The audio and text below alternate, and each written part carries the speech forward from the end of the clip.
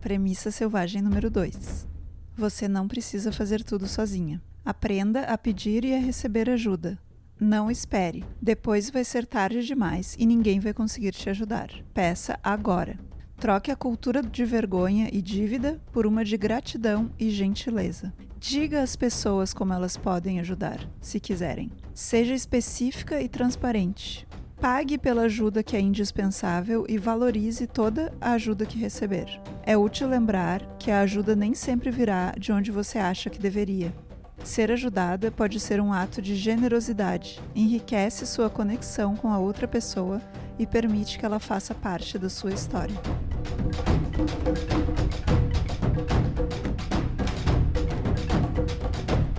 Você não precisa fazer tudo sozinha.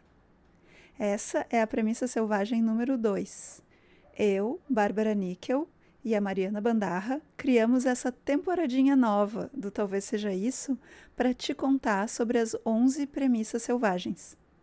Essas premissas nos ajudam a trazer para o cotidiano as competências da mulher selvagem. Elas nasceram da nossa leitura do Mulheres que Correm com os Lobos, em combinação com outras referências importantes para a gente. E você pode ouvir essa temporada do jeito que quiser. A gente vai fazer um episódio para cada premissa, mas não precisa ouvir na ordem. O que a gente espera é que essas premissas sejam úteis para a tua jornada, para a tua vida. Se quiser seguir essa conversa com a gente, é só escrever para o e-mail sim@planejamentoselvagem.com.br. E se quiser conhecer mais sobre as premissas, a gente criou um e-book muito bonito que você pode acessar gratuitamente no link planejamentoselvagem.com.br/talvez seja isso. A gente vai deixar esses endereços aqui na descrição do episódio. Coisa boa estarmos aqui juntas de novo contigo. A gente mal podia esperar.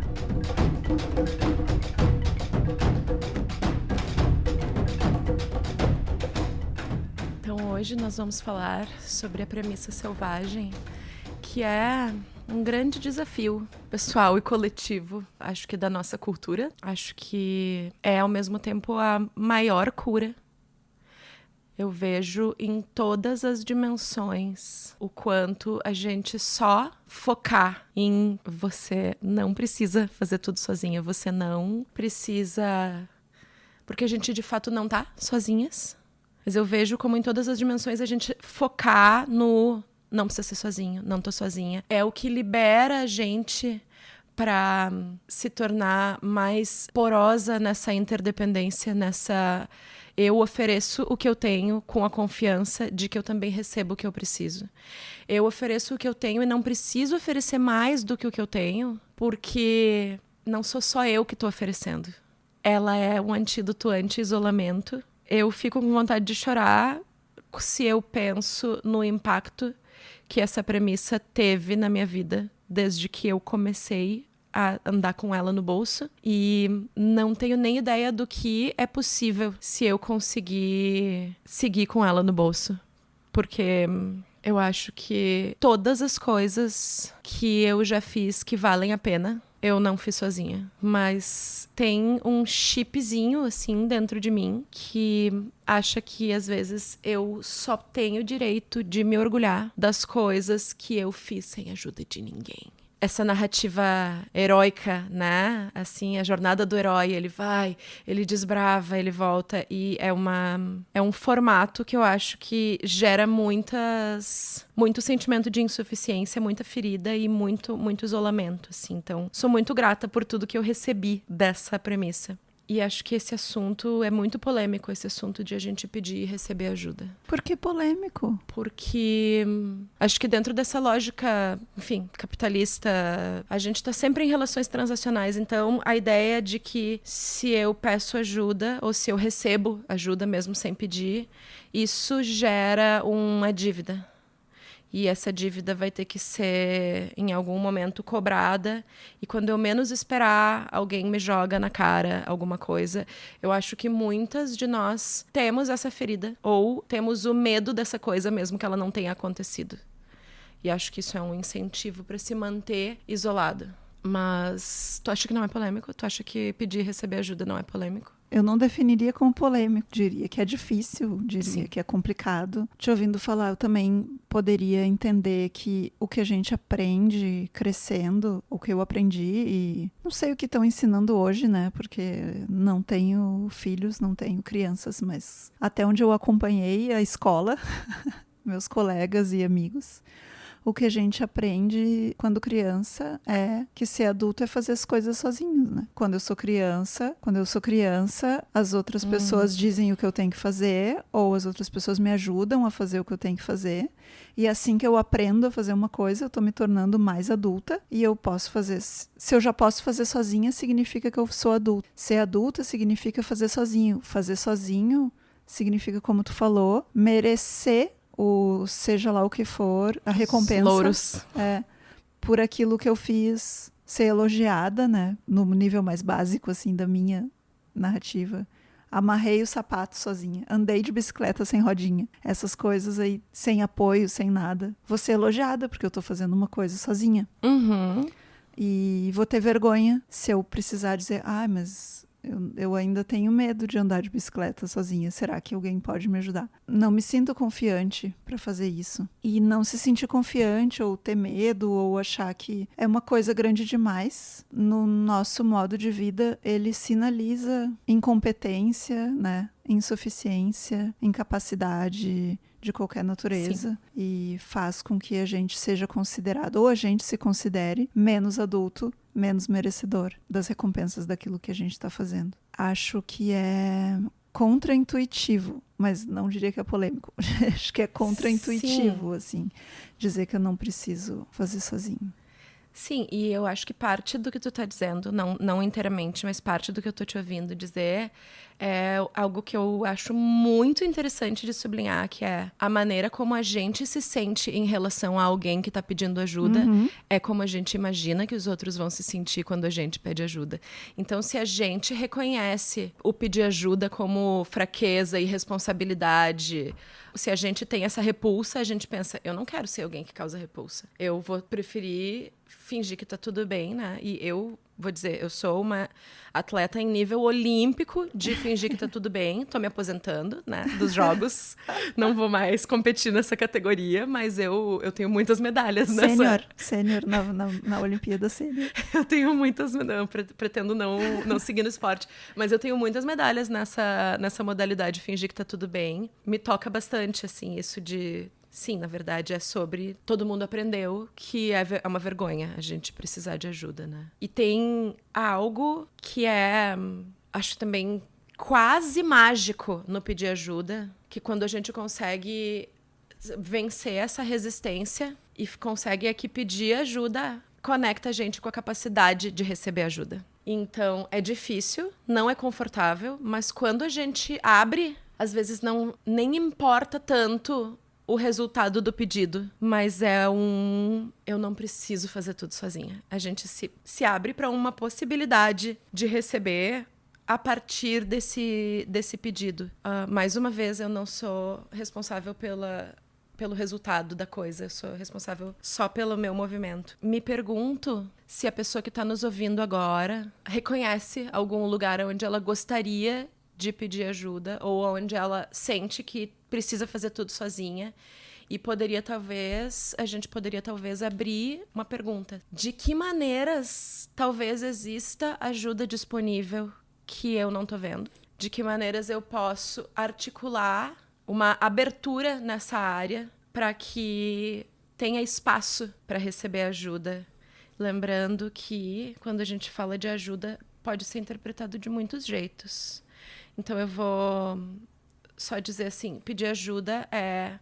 Eu mesma assumo a responsabilidade de identificar e de articular o que eu estou precisando de maneira clara. Então, pedir ajuda dá trabalho, né? É um trabalho. Pedir ajuda é se abrir para soluções, reconhecendo que eu não vou ser capaz de controlar tudo, de saber tudo, ou de fazer tudo. É uma humildade diante da vida também.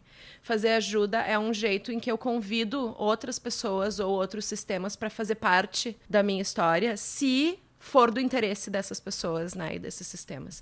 E pedir ajuda não é esperar que as outras pessoas leiam os meus pensamentos, ou não é esperar que elas priorizem as minhas necessidades. Não é exigir que a ajuda venha especificamente nos moldes que eu imaginei depois que eu peço. Porque, desculpa te interromper, mas eu acho que aí, às vezes, é um lugar que a gente fica presa, né? Do tipo, mas se eu pedir ajuda, aquela pessoa vai fazer tudo errado, né? Não vai fazer do jeito que eu achei que tinha que ser feito. É melhor eu fazer sozinha. E aí eu não compartilho, né? Eu não aceito que o outro faça parte. E tudo bem, porque às vezes realmente é melhor fazer sozinha, tá?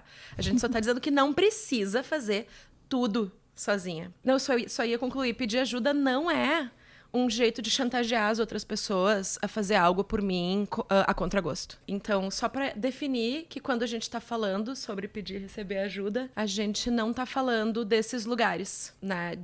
O que a gente tá falando é: eu assumo a responsabilidade, comunico e me abro para outras soluções que vão além do que eu seria capaz de controlar. Eu me lembro muito, assim, de ser criança e o que era ajudar as pessoas sendo criança, que era seguir o script, né? Porque justamente tu trouxe a coisa de quando a gente é criança, no colégio a gente aprende. Ser suporte, né? Ser rede para alguém, ou ter rede como adulto, requer que a gente abra mão de controlar todas as fases do processo. E isso, às vezes, é desesperador, mas pode também gerar resultados tão melhores do que a gente está acostumado, porque a gente tende a repetir as coisas do mesmo jeito que a gente já fez.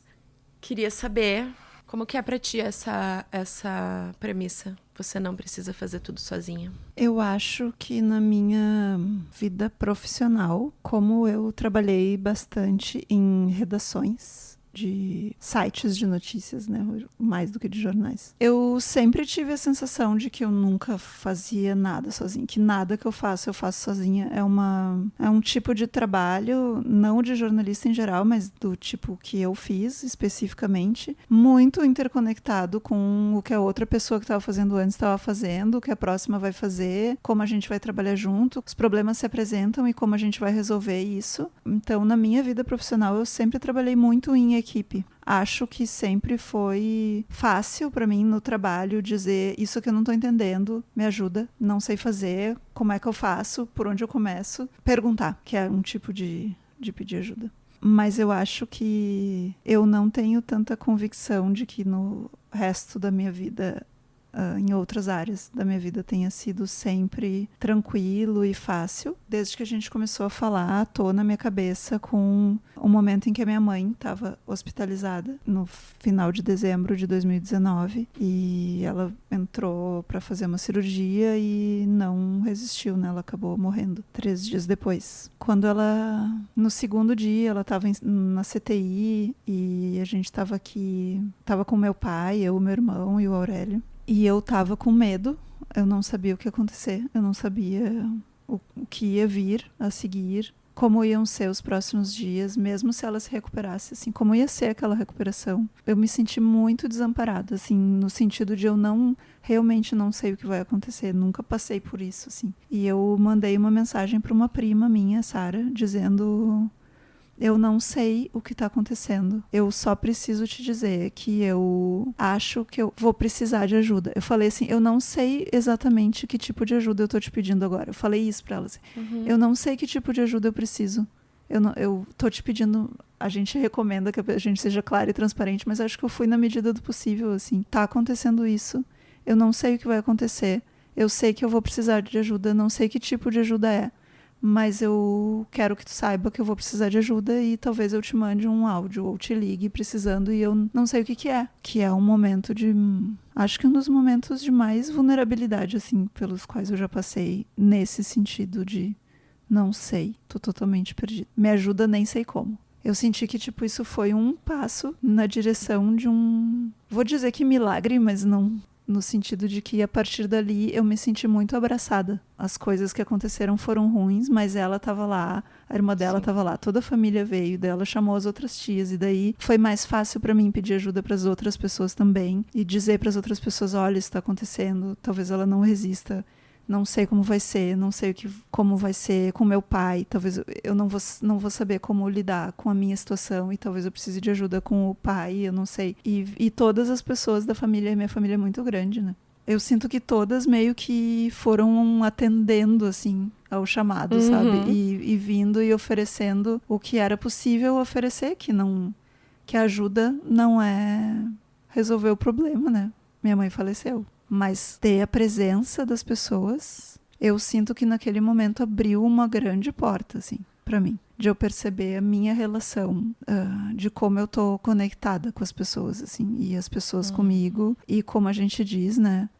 Fiquei pensando que se eu pudesse oferecer minimamente essa sensação para minha prima no momento em que ela precisar, se ela deixar eu fazer isso por ela, eu vou me sentir sendo muito parte, né, da história dela e a gente sendo parte uma da história da outra e a gente sendo o que é possível ser, assim, né, uma para outra. Espero poder retribuir para as pessoas, né? Sentir isso, dizer assim, eu espero que no momento que as pessoas precisarem, elas saibam que elas podem podem contar comigo para fazer por elas o que elas fizeram por mim, né? Eu acho maravilhoso esse teu pedido, porque ele é tu, naquele momento, antecipando as necessidades de uma versão de ti mesma que estava enfrentando uma coisa desconhecida. É o oposto do demorar demais pra pedir ajuda e daí ficar... É o oposto do, se precisar, depois eu peço. Depois eu chamo alguém que gera... É o oposto do...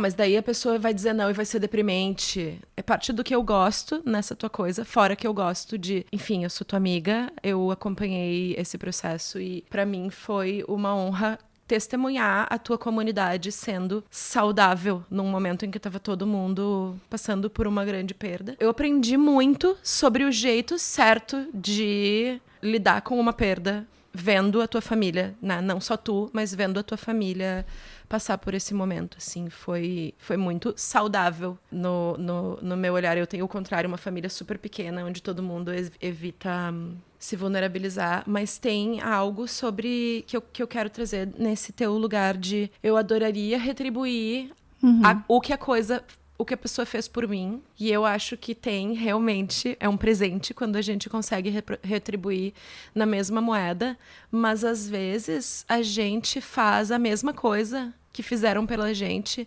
para uma outra pessoa que não foi quem fez. E isso também tem uma beleza muito grande. E às vezes a pessoa precisa que a gente faça algo e a gente nunca fez antes. E a gente diz, eu acho que eu não sou a melhor pessoa para te ajudar nisso, mas eu tô disponível para isso, isso e isso. E eu acho que também tem muita beleza acho que tem muita beleza e muita elegância no teu pedido dizendo, eu não sei ainda o que eu preciso, mas eu posso contar contigo. Acho que a gente precisa de modelos, de jeitos elegantes de pedir ajuda, que não estejam associados com aquele modelo que a gente tem como vergonhoso, né? E acho que esse teu pedido é um pedido que oferece isso, assim. Ainda não sei o que é, mas se eu precisar, pode ser contigo.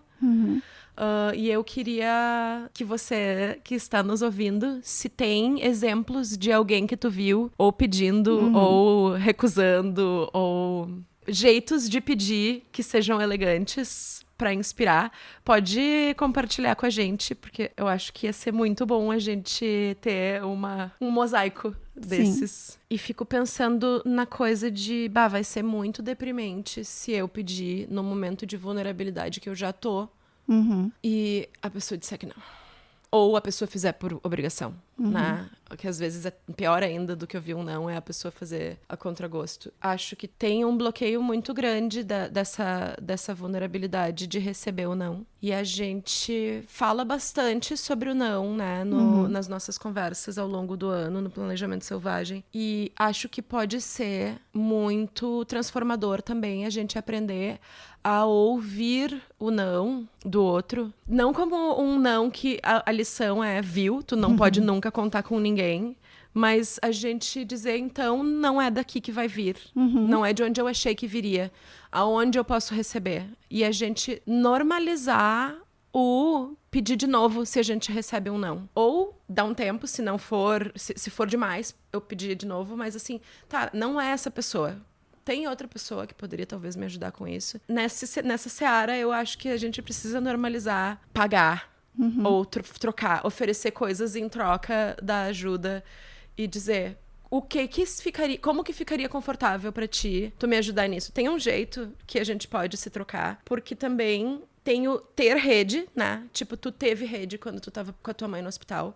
E tem o ser rede. E essas coisas, às vezes, a gente tem rede porque essa rede foi cultivada por pessoas ao nosso redor. E a gente se beneficia dela.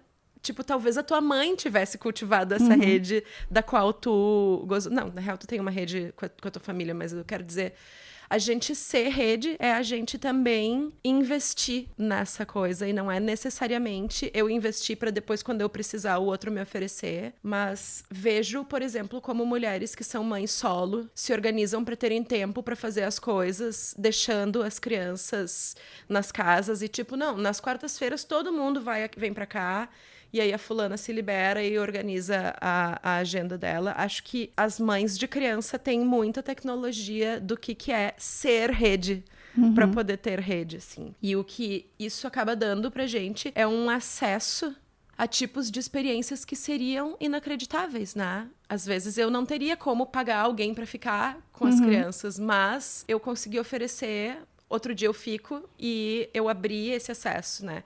Então, algo que se eu fosse mensurar em dinheiro as coisas que eu recebo da minha rede, eu não teria orçamento para viver esse estilo de vida. E às vezes, não querendo dizer que esse é sempre o caso, ou enfim, mas às vezes ter o dinheiro torna as redes invisíveis também, né? Poder sempre pagar por todos os serviços ou ajudas ou apoio pode fazer com que a gente se sinta sozinha, né?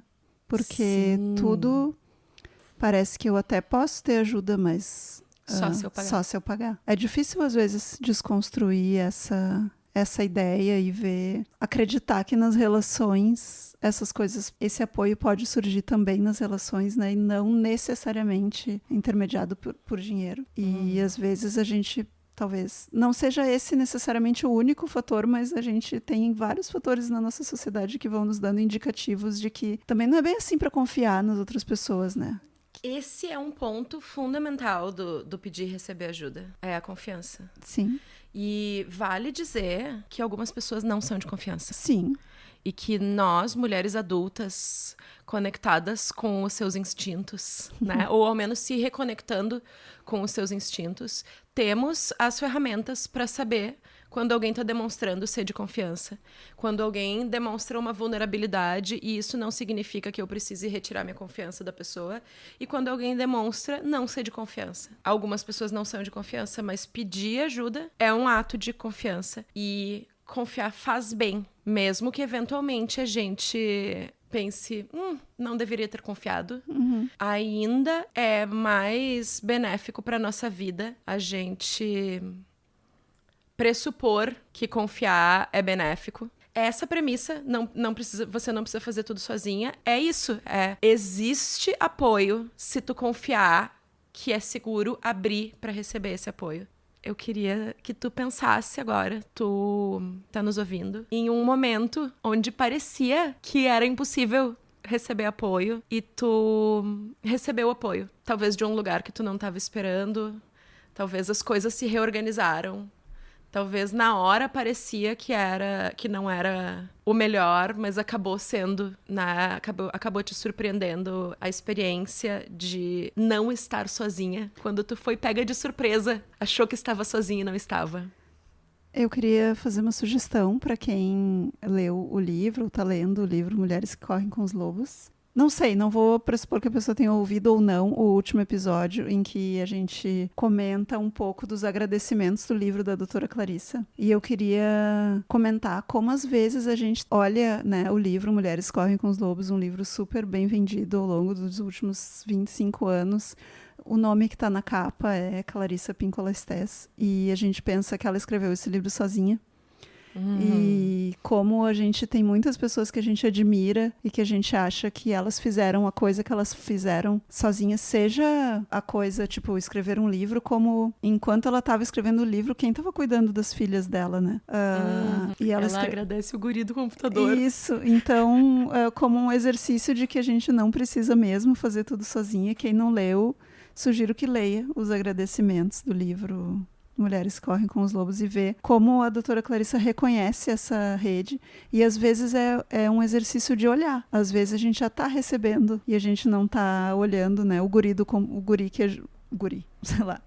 A pessoa que nos ajudou com o computador quando o computador estragou no último dia antes de entregar uma coisa importante, enfim. E daí, além desse, tem uma outra coisa que eu gosto muito de fazer agora, né, que eu estava fazendo muito no meu período acadêmico. Eu choro com quase todo leitura de agradecimento de dissertações e teses, assim. Tem muitas acadêmicas que acabam entrando no planejamento selvagem, e se tiver alguma ouvindo, sugiro que leiam os agradecimentos das teses e dissertações que encontrarem, né, no seu caminho. Pelo menos as que eu leio sempre me fazem chorar, assim, porque a gente olha a tese e pensa, nossa, olha o trabalhão que essa pessoa teve, e acha que ela fez esse trabalho sozinha. A gente vai ler os agradecimentos e tá toda, às vezes, né, a rede da pessoa reconhecida ali. Pessoas que a gente admira, que fazem coisas muito legais, e que a gente acha que fizeram sozinhas, não fizeram. Ninguém faz nada. Não é só que não precisa, mas é muito difícil que eu afirme coisas sem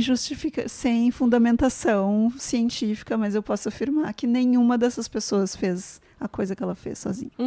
É invisível, né? A gente já está recebendo apoio, e esse apoio é invisível. Eu percebo que quando eu penso assim, em que momento, né, eu vou conseguir revelar a ajuda que eu tô... Eu tô pensando no dia que uma estranha me ajudou porque eu perdi o voo e a guria da companhia não sabe, nem me conhecia. Mas a gente acaba fazendo justamente isso, né? Invisibilizando a rede que tá.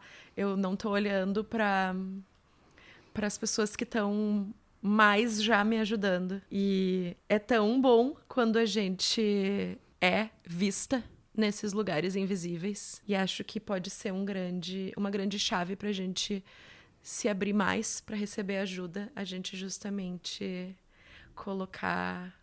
levar luz para esse lugar. E a gente faz isso no Planejamento Selvagem, né? Sim, a gente tem um mês do ano em que a gente faz... Tem um exercício de reconhecimento, né? De quem tá torcendo por nós e nos ajudando e tá do nosso lado, né? Sim, é uma delícia. É muito gostoso. Ai, qual é a próxima premissa que a gente vai conversar? Nosso próximo episódio, nós vamos conversar sobre a premissa selvagem número 3. Sua produtividade não determina seu valor. Olha. Talvez a mais polêmica e poderosa. Fiquei arrepiada. De todas. Uma das mais difíceis, desafiadoras e poderosas. Muito obrigada.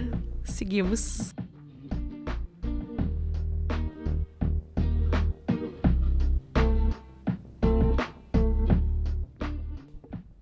Oi. Quero te lembrar que o Planejamento Selvagem está de portas abertas até março de 2022.